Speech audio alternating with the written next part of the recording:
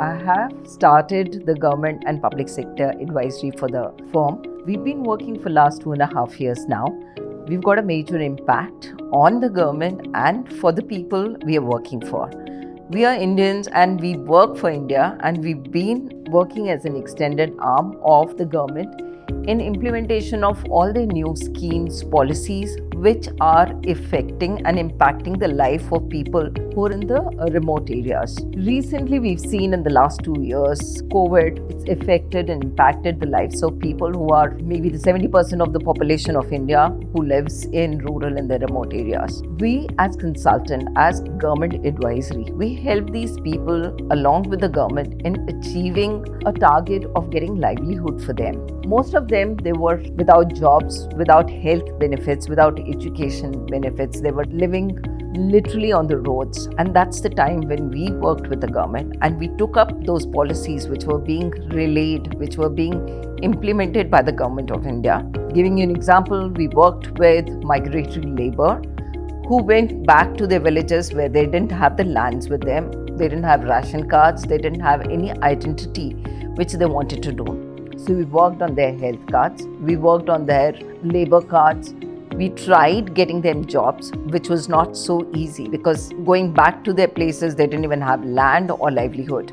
We initiated some programs which were being given by the central government by starting few livelihood projects which are related to development of Ragi cluster or maybe clusters which were related to their home arts, handicrafts, created a complete value chain with the help of government in that.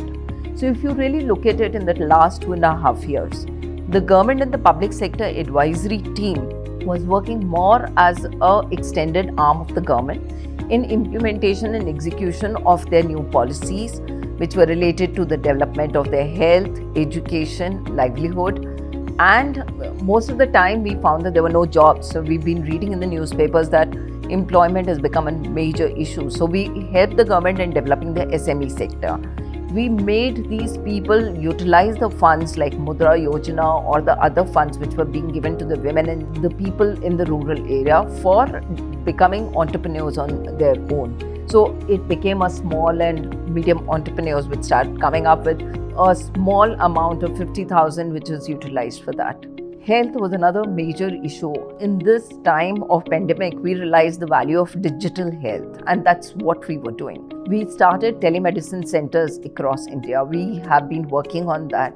We set up some Wi-Fi centers also, whereby we were able to give online services without the people moving to the cities, because that was a major issue which came in the pandemic. Most of the people who had migrated to the bigger cities were finding it very difficult to settle in their own areas, in their own hometowns. And that's when we realized that why don't we give them those services at their residential states, their places of livelihood. So that's another initiative we started. We started working on the Wi-Fi centers for the rural and remote areas.